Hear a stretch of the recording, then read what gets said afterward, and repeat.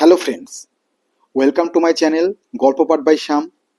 ভিন্ন ভিন্ন স্বাদের গল্পপাঠ শোনার জন্য অবশ্যই চ্যানেলটিকে সাবস্ক্রাইব করবে আর গল্পপাঠ ভালো লাগলে লাইক এবং শেয়ার করবে। আর চলো বেশি কথা না বলে গল্পপাঠ শুরু করা যাক। আজ আমরা যে গল্পটি পাঠ করতে চলেছি সেটি শিবরাম চক্রবর্তীর লেখা শিশুনাট্য পণ্ডিত বিদায়ের দ্বিতীয় পর্ব। চলো শুরু করা যাক। মিহির বলিল, আমাদের পণ্ডিতের যত সব ছিষ্টি ছাড়া। পদ্মলোচন বলিল, যা বলেছিস, কিন্তু আমি না, এই কথা যেই বলেছি ঠিক মনে মনে নয়, মুখ ফুটেই বলে ফেলেছি। পণ্ডিত মশাই চেয়ার থেকে নেমে এসে কান ধরে আমাকে এই চাটি তো এই চাটি। মিহির বলিল, কান ধরে? কার কান ধরে? পদ্মলোচন বলিল, আমার না তো আবার কার কান? পণ্ডিত নিজের কান ধরতে যাবে নাকি? এমন সময় সরোজের প্রবেশ।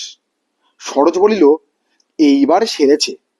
সেকেন্ড কোয়ার্টারলির সংস্কৃতের সমস্ত খাতা এবার ভূত পণ্ডিতের হাতেই পড়েছে রে, সর্বনাশ করেছে। পদ্মলোচন বলিল, আমি পাশ করেছি কিনা জানিস? মিহির বলিল, আমি কত নম্বর পেয়েছি রে? সরোজ বলিল, সবই রং নম্বর। ভূত পণ্ডিতের হাতে আর কাউকে পাশ করতে হবে না। ওই যে মানকেটা আসছে, এদিকেই আসছে, ওকেই জিজ্ঞেস কর না। বাবার আড়ালে যদি খাতা টাতা দেখে থাকে। এমন সময় মানসের প্রবেশ। মানস বলিল, এই পদা, তোর হাতে ওসব কি রে? পদ্মলোচন বলিল, যত রাজ্যের খবরের কাগজ, স্টেটসম্যান, বঙ্গবাসী, এডুকেশন গ্যাজেট, এই সব। বাবা পড়েন, পিয়নে দিয়ে গেল এইমাত্র। হারে মানকে, পণ্ডিত মশাই নাকি আমাদের খাতা দেখছেন? কত নম্বর পেয়েছি আমি? মানস গম্ভীর মুখে বলিল, বোধহয় 11। পদ্মলোচন বলিল, মোটে? আর তুই? মানস বলিল, 5 কি 7। তবে আমি বাবার অজান্তে নম্বরের আশেপাশে সংখ্যা বসিয়ে 55 কি 47 করে নেবক্ষণ। ভাগ্যিস তোর মতো 11 পাইনি, তাহলে কি মুশকিল যে হতো। 100-র মধ্যে 110 তো আর পাওয়া যায় না। মিহির এবং সরোজ একসাথে বলিল, আর আমরা আমরা মানুষ বলিল, 3, 2, 0। অনেকে আবার -5, -7 পেয়েছে। তারা সব ফ্রিজিং পয়েন্টে বসে আছে, সব ছিল 0। মিহির বলিল, চ চ, নিজের চোখে দেখা যাক গিয়ে। যাবি খাতা দেখতে? সরোজ বলিল, পণ্ডিত মশাই দেখালে তো। মানুষ বলিল, যাবি তো চ, আমার সঙ্গে খানিক দূর অবধি যেতে পারিস। খাতা পর্যন্ত না হলেও বাড়ি পর্যন্ত নিয়ে যেতে পারি। সকলে উঠিল।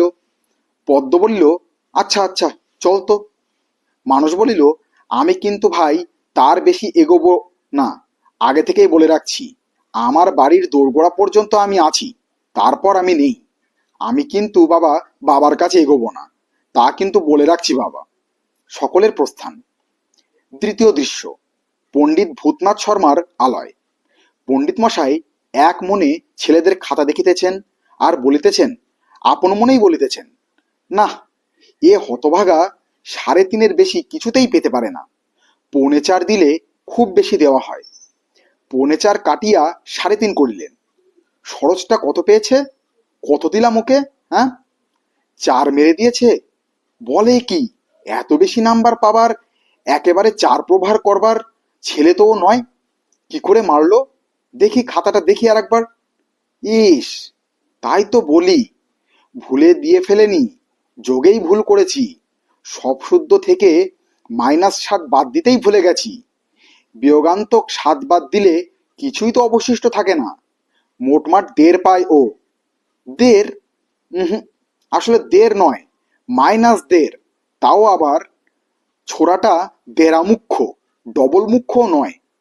ডবল হচ্ছে পদ্মটা, ওকে কাটলে 2টো মুখ্য বেরোয়। তেমনি পেয়েছেও রেকর্ড মার্কস, -13.5। সংস্কৃতের এতখানি শ্রাদ্ধ করে সার্ধ-ত্রয়োদশ, তাও আবার মাইনাস। অপগণ্ডকটা বলে কি যে বটবৃক্ষের মধ্যে আবার সন্ধি কোথায়। বলে কি না যে ভালুকের আর খেয়ে দেয়ে কাজ নেই, বামুনের সঙ্গে জড়াজড়ি করতে গেছে। কেন করবে না শুনি? ভল্লুকরা তো তাই চায়, তারা তো মানুষ পেলেই জড়াজড়ি করবে। তাদের ধরে ধরে খাওয়া দাওয়াই তো তাদের কাজ, প্রাত্যহিক কর্ম, নিত্য নৈমিত্তিক ক্রিয়া পদ্ধতি যাকে বলে। তারা কি বটু অবটু বাছে কখনো? ওই পদ্মটাকেই যদি বাগে পায়, ছাড়বে নাকি? অচিরাত বিসর্গ সন্ধি করে বসবে। পদ্ম তো পদ্ম, স্বয়ং মহাপদ্ম আমাকে পেলেই কি সমীহ করবে নাকি? মুহ, সে পাত্রই নয় ঋক্ষরা। গোটা ক্লাস শুদ্ধ আমি, তেমন তেমন একটা ভল্লুকের পক্ষে এক অন্ন 50 ব্যঞ্জন, একবেলার আহার্য মাত্র, তখন আর অন্য সন্ধি নয়, সাক্ষাৎ ব্যঞ্জন সন্ধি। নেপথ্য হইতে ছেলেরা বলিল, পণ্ডিত মশাই বাড়ি আছেন? পণ্ডিত মশাই বলিল, কে রে কে? পদ্ম বলিল, আজ্ঞে আমি পদ্ম। মিহির বলিল, আমি মিহির। সরোজ বলিল, আমি সরোজ। পদ্ম চাপা গলায় বলিল, আপনার সরোজ অব দ্য স্যাটান। বলিতে বলিতে বালকদের প্রবেশ। পণ্ডিত বলিল, এই প্রাতঃকালে কি মনে করে বৎসগণ? সরোজ বলিল, আজ্ঞে আপনার জন্য কিছু এনেছি। পণ্ডিত বলিল, শয়তান কোথাকার! আমার সঙ্গে চতুরতা চালাকি আমার সঙ্গে? ভালো চাও তো সরে পড়ো এখান থেকে, এই দণ্ডেই অন্তর্হিত হও। নতুবা নতুবা এই যষ্টিখণ্ড দেখেছ তো, এর এক এক ঘায়ে এক একজনকে ছখানা বানাবো, আহ্লাদে 8খানাগিরি বেরিয়ে যাবে। যষ্টি বিভক্তি করে ছাড়বো। পদ্ম বলল, আচ্ছা স্যার, আমরা আপনাকে বিরক্ত করব না, শুধু আমাদের নম্বরটা আপনি বলে দিন। মিহির বলল, হ্যাঁ স্যার, কেবল কত পেয়েছি বললেই হবে, আর কিছু চাইনি। সরোজ বলল, সেই জন্যই তো এই সকালে, এই প্রাতঃকালে এত কষ্ট করে আসা, দয়া করে বলে দিন স্যার।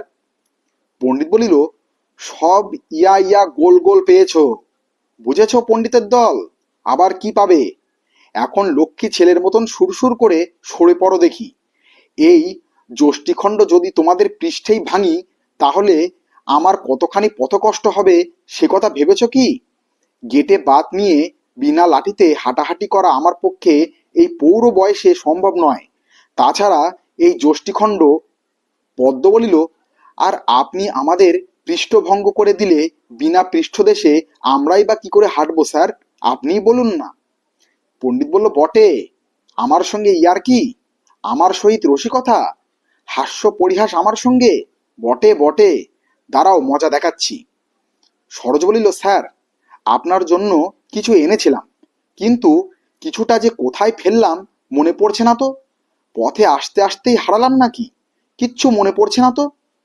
পদ্ম বলিল, আমরা নিজেরাই দেখে নেব, খাতাগুলো দেখিয়ে দিন না স্যার, আপনার পায়ে পড়ি। পণ্ডিত বলিল, দাঁড়াও, এই লাঠি গাছ আমার পৈতৃক সম্পত্তি, এটা বিনষ্ট করা আমার অভিপ্রেত নয়। ভেতরে একটা বেড়াল তাড়ানো ব্যাখারি আছে, সেইটা নিয়ে আসি। পণ্ডিত মশাই ভেতরের কক্ষে গেলেন। মিহির বলিল, আর এখানে না, পালাই চ। সরোজ বলল, এ যে দেখছি গেছো পণ্ডিত বাবা, গাছ নিয়ে তাড়া করে। পদ্ম বলল, দাঁড়া, এক কাজ করা যাক, বার থেকে ঠিক হেডমাস্টার মশাইয়ের মতন গলা করে ডাকি আয়, ভারী মজা হবে দেখিস। পণ্ডিত মশাইয়ের অনুপ্রবেশ। পণ্ডিত বলিল, এখনো দাঁড়িয়ে? বটে বটে, ভারী দুঃসাহস দেখছি, আস্পর্ধা কম নয়। দাঁড়াও, এই ব্যাখারি প্রয়োগে ব্যায়াম সারাচ্ছি তোমাদের। লাঠি লইয়া তাড়া করিতেই বাবারে মারে বলিয়া ছেলেরা পিটটান। পণ্ডিত বলিল, উফ, কি বদ এই সব বালকবৃন্দ, সাক্ষাৎ নাভিশ্বাস। ঋক্ষরা যে এত লোকের সঙ্গে সন্ধি করে, গায়ে পড়েই করে, বটু অবটু পর্যন্ত বাছে না, অথচ এই নাবালকদের কেন যে নেয় না আমি ভেবে পাইনি। নিলে আপদ যায়। পদ্ম নেপথ্য হইতে হেডমাস্টারের মতন গলা মোটা করিয়া ডাক দিলেন, পণ্ডিত মশাই বাড়ি আছেন নাকি? পণ্ডিত মশাই ব্যস্ত সমস্ত ভাবে, আজ্ঞে হ্যাঁ স্যার আছি, আসুন, আসতে আজ্ঞা হোক, বলিয়া তাড়াতাড়ি দরজার নিকট যাইতেই, ও তোমরাই পাজির দল, আমার সঙ্গে চাতুর্য চতুরতা আমার সঙ্গে, পুনরায় আমার সঙ্গে রসিকতা, পুনঃ পুনঃ হাস্য পরিহাস, বটে বটে, বংশদণ্ডটা গেল কোথায়? বলিয়া ব্যাখারিটা আনিতে যাইতেই ছেলেরা নেপথ্য হইতে, ওরে বাবারে পালা, শিগগির পালা, পণ্ডিত খেপে ছেড়ে। ছেলেরা প্রস্থান করিলে পণ্ডিত মশাই আবার খাতায় মন দিলেন। পণ্ডিত মশাই আপন মনে বলিলেন, ছেলে তো নয়, এক একটি রত্ন। মাতা শব্দের সপ্তমীতে লিখেছে জামাতা, যা মাথা এক একখানা, বাঁচলে হয়। হ্যাঁ, ভালো কথা, ভালো মনে পড়ে গেছে। জংলি, এই জংলি, বাবা জঙ্গলেশ্বর দর্শন দাও। জংলির প্রবেশ। জংলি বলল, আইগা কর্তা। পণ্ডিত বলিল, আমার জামা কোথায় রেখেছিস? জংলি বলিল, আইগা, সেইটা তো সোডা দিয়া কাইচা দিছি।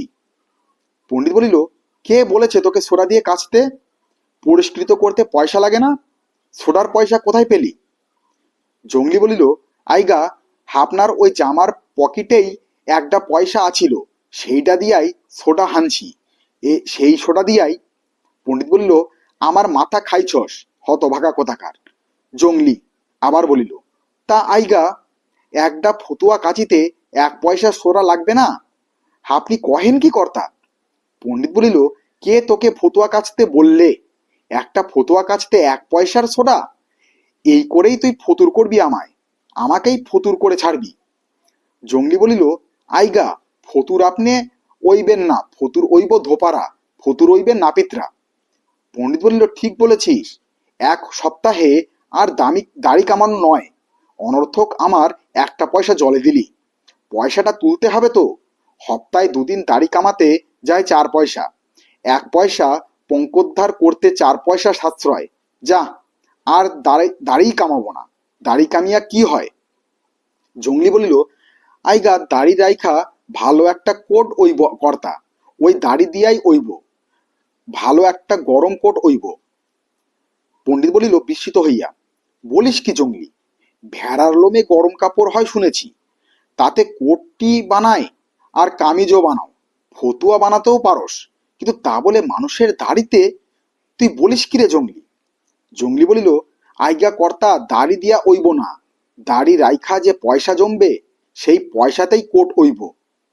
পণ্ডিত বলিল, কোট কিরে পাগল?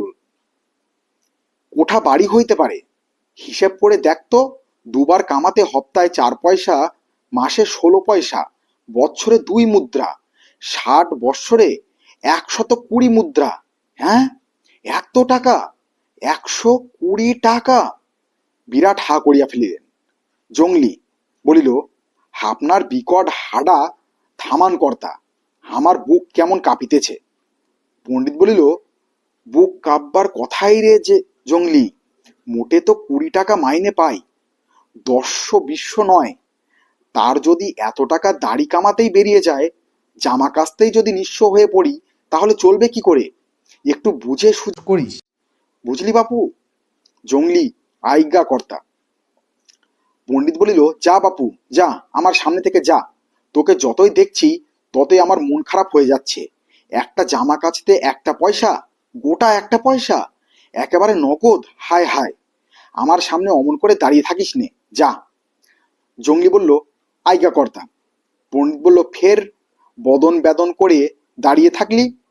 জংলি বলল, আজ্ঞা কর্তা, খামাখাই গাল দিবেন না, ভালো হইব না। জংলির বাহিরে প্রস্থান। পণ্ডিত বলিল পুনরায় খাতায় মনোনিবেশ করিয়া, না, আর ছাই কিছু ভালো লাগছে না। খাতা দেখে কি হবে? সকালবেলাতেই পুরো 1 পয়সা বাজে খরচ হয়ে গেল। দূর দূর, সারাটা দিন আজ অতিশয় খারাপ যাবে। খাতাগুলি লইয়া বাড়ির ভিতরে দিকে গেলেন। হেডমাস্টার মশাইয়ের প্রবেশ। হেডমাস্টার মশাই বলিলেন, পণ্ডিত মশাই কই? চাকরটা যে বলল বাইরের ঘরেই উনি রয়েছেন। না, ছেলেদের খাতাগুলো একবার দেখা দরকার। সব ছেলেই নাকি সংস্কৃতে ফেল করেছে শুনেছি। ভালো কথা নয় তো।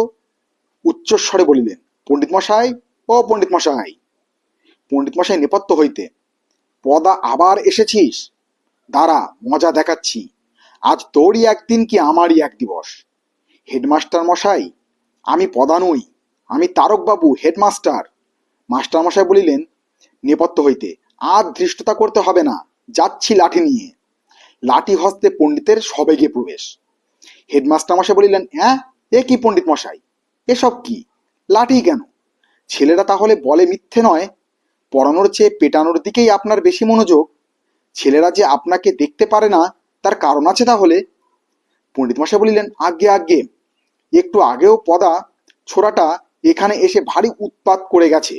আমি মনে করেছিলুম সেই আবার এসেছে বুঝি, নইলে আমি আপনাকে আপনাকে কি লাঠি দিয়ে মারতে পারি? আপনি আমাদের হেডমাস্টার, স্কুলের মাথা, আমাদের সকলের গৌরব। আপনাকে কি লাঠি মারা যায়? হেডমাস্টার মশাই বলিল, যাকগে, যেতে দিন, আর কখনো এমন করবেন না। আর হ্যাঁ, কালকেই সব খাতা সাবমিট করতে হবে, বুঝেছেন? আমি চললাম। পণ্ডিত মশাই বলিল, আজ্ঞে, কিছু মনে করবেন না, এই জোশটি আজ্ঞে এই লঘুর আপনার উদ্দেশ্যে আনিত নয়। সেই বিয়াক্কেলে পদা ছড়াই আমাকে এভাবে ত্যক্ত করে বিপদে ফেলেছে, আজ্ঞে বুঝলেন কি না? হেডমাস্টার বলিলেন, থাক থাক, যা হওয়ার হয়ে গেছে। পণ্ডিত মশাই বলিলেন, আপনার গায়ে লাগেনি তো? লেগেছে কি? লাগলেও তেমন খুব লাগেনি তো? আজ্ঞে সমস্তই ওই পদা নামক দুর্বৃত্তের কাণ্ড। হেডমাস্টার হাসিয়া বলিলেন, পদার কাণ্ড যে তা বুঝতে পেরেছি। আচ্ছা, এখন আসি। হ্যাঁ, আর শুনুন, কাল সোমবার ইন্সপেক্টর আসছেন, স্কুল ভিজিট করতে আসছেন। সুতরাং একটু পরিষ্কার পরিচ্ছন্ন হয়ে ভালো জামা কাপড় পরেই স্কুলে যাবেন, বুঝেছেন কি না? আচ্ছা, আসি তবে। পণ্ডিত মশাই বলিলেন, আজ্ঞে সে কথা আর বলতে হবে না, জামা কাপড় পরে যাব বই কি, পরিষ্কার জামা কাপড়েই যাব, সেজন্য ভাববেন না। হেডমাস্টার মশাইয়ের প্রস্থান। জংলি, ওরে জংলি, জংলি হতভাগা, কোথায় গেলি আবার? জংলির প্রবেশ। জংলি বলল, আজ্ঞা কর্তা, ডাকতিছেন? পণ্ডিত বলিল, হ্যাঁ হ্যাঁ, ডাকতিছি। একটা জামা কিনে আনতে পারবি? আনতো এক্ষুনি। জংলি বলল, আজ্ঞা পয়সা কোথায়? আমার লগে তো মোট 1.5 পয়সা আছে, 1.5 পয়সায় জামা আইব না। পণ্ডিত বলিল, ভারী ওপর চালাক হয়েছিস তুই। না, সব কথাই তোর ফোপর দালালি। ওইখানে তাকের উপরে 8 আনা পয়সা আছে, তাই দিয়ে একটা জামা কিনে আনগে। নিলামি টিলামি যা সুলভে পাস, সস্তায় পাবি, নিয়ে আসবি। একটু ফর্সা দেখে আনিস, পরিষ্কৃত দেখে, বুঝলি? পাশে নিলামি দোকান থেকে নিয়ে আয় না কেন, সস্তা হবে। জংলি বলল, আইগা হাঁ। জংলির প্রস্থান। পণ্ডিত মশাই বলল, একেই বলে দুর্ভাগ্য। যখনই আজ সকালে 1 পয়সা জলে গেছে, তখনই জানি আজ অনেক লোকসান বড়াতে আছে। 8 আনা অপব্যয়। দাড়ি না কামিয়ে যদি বা 2 পয়সা বাঁচিয়েছি, অমনি ইন্সপেক্টর এসে হাজির। হাঁ হতস্মি। পদা হতভাগার যখন আজ সকালে দগ্ধ মুখ দেখেছি, তখনই জানি যে আজ পদে পদে বিপদ। তার উপর এই নাহক দণ্ড, 8 আনা বৃথা নষ্ট। হায় হায়। জামা লইয়া জংলির প্রবেশ। জংলি বলিল, এই লন কর্তা, লম্বা জামা কাপড়। আর তো পালাম না, জামা ভালোই ওইছে, কেবল হাতা দুইটা একটু লম্বা।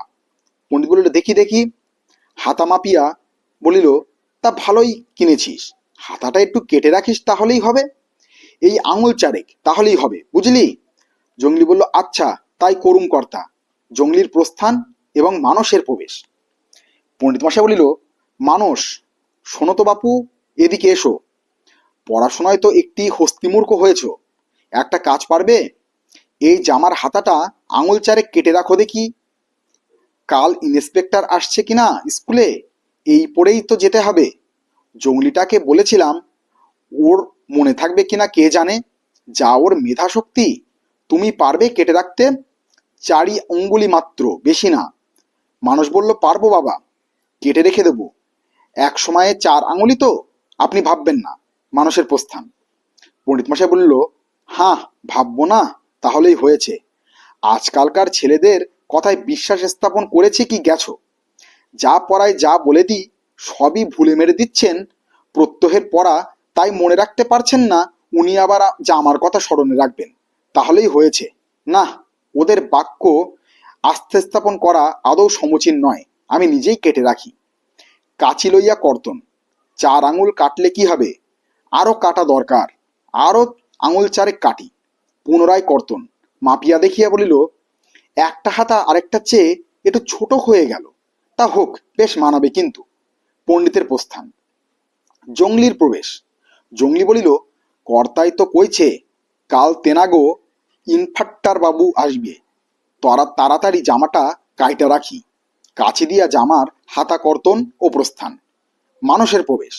মানুষ বলিল, বাবা বলেছিলেন হাতাটা কেটে রাখতে, কখন আবার ভুলে যাব, যাই 4 আঙুলি কেটে রেখে দিই, নইলে বাবা যা বদরাগী। বাব্বা, আমারই 4টে আঙুল না কেটে নেন। কাছে দিয়া জামার হাতা কর্তন ও প্রস্থান। হ্যালো ফ্রেন্ডস, শেষ হলো 2য় পর্ব। খুব শীঘ্রই 3য় পর্ব নিয়ে হাজির হব। অবশ্যই চ্যানেলটিকে সাবস্ক্রাইব করবে, ভিডিওটি লাইক করবে, শেয়ার করবে। ধন্যবাদ।